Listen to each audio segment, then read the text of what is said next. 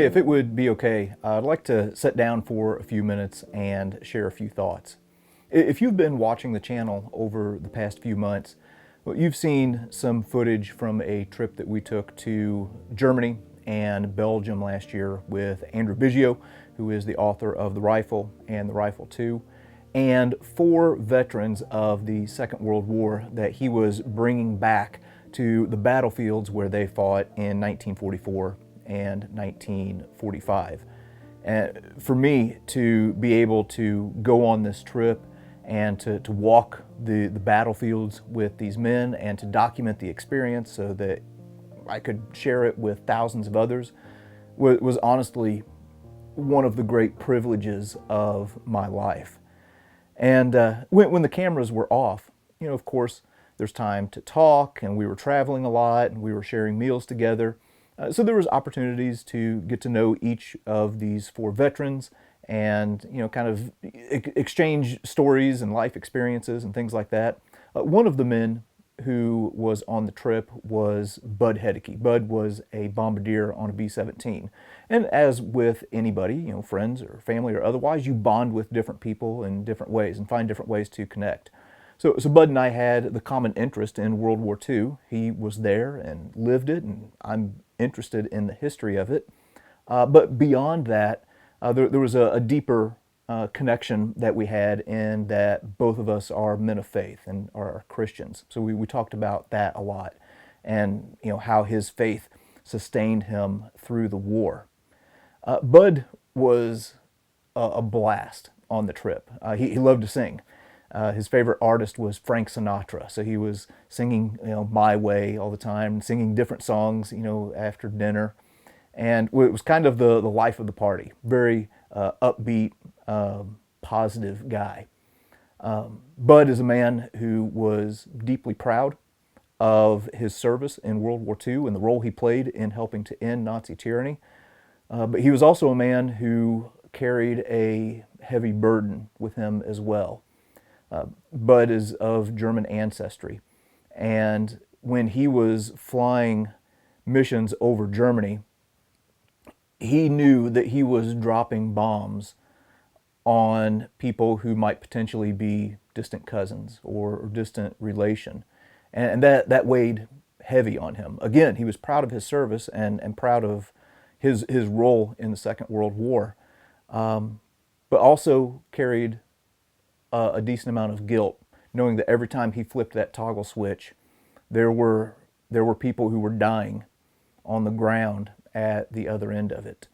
So the trip really ended up being a healing experience for Bud, as he got to meet with a member of the SS who had in the years since changed his views from what he had as a younger man, to meet a German nurse and to go and to visit memorials where he could honor the guys from the B-17 crews who didn't make it back. And to be there and to watch it and to document it was, again, just something really special.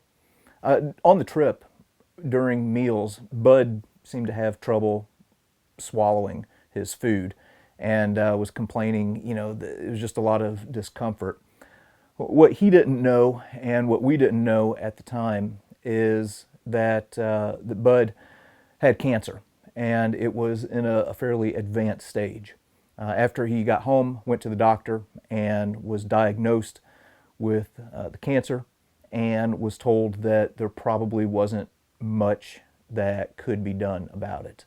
Unfortunately, Bud passed away this past Friday, and it was heartbreaking news for all of us and for his family. Fortunately, I was able to go and visit Bud just about a week or two before he passed. And when I walked in the door of his home, he said, you may have heard people say, baby, I've come a long way. He said, well, I've come a long way, but it was in the wrong direction. You could tell that the illness had taken its toll on him physically, and at that time he was well aware that he probably didn't have a whole lot of time left. But we had a really good visit. We talked a lot about the trip. There was a photo book that his son had made that we went through the whole thing and relived, all of the experiences. We talked about Masters of the Air. He's been watching Masters of the Air and talked about what a good job they've done and how accurately they portrayed the experiences of the bomber crews. Some of the things a few of the things that struck me in my last visit with Bud was the way that he was approaching death. For one, he was approaching it with confidence. Again, he was a man of faith, and he was confident where he was going after his time would come. And he also was approaching it with a deep sense of gratitude. He was grateful for how God had sustained him through the war and for the life that he had after, and for his family, and really he also mentioned gratitude for the last year of his life and all of the experiences that he got to have going to Europe and traveling other places where people honored the service of the men who served in the Second World War.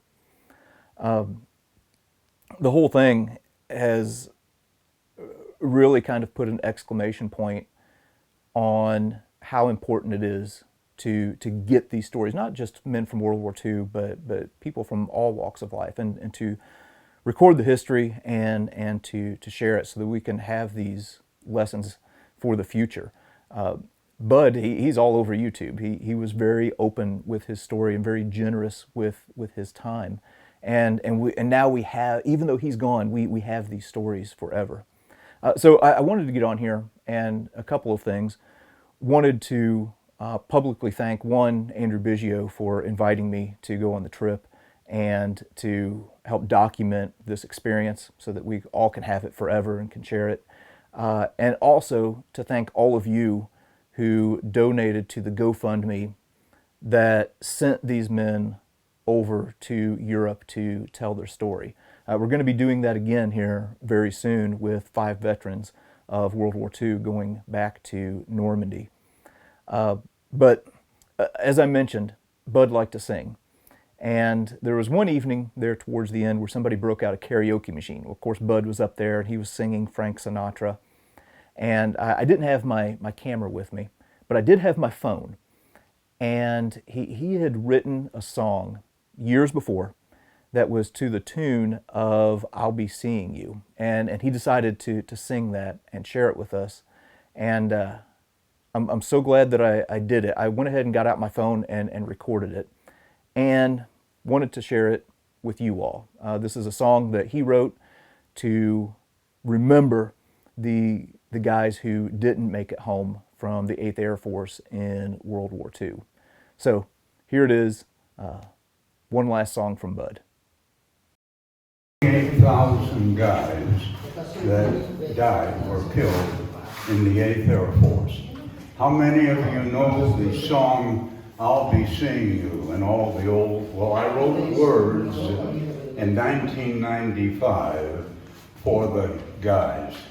They go like this.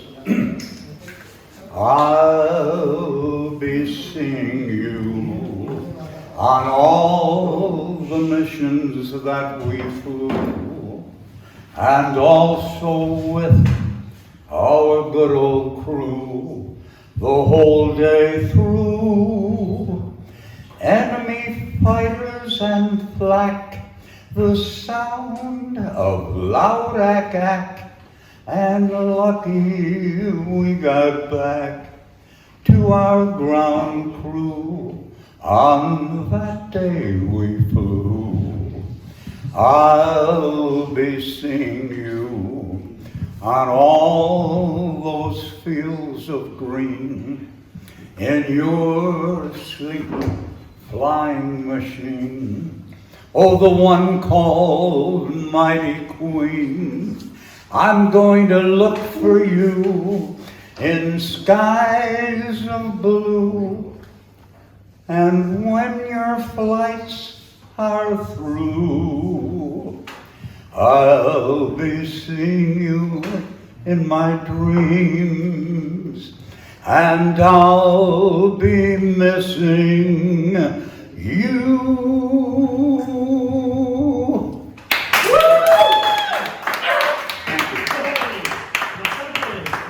There goes the first parade. Thank you, sir. Danke. Danke.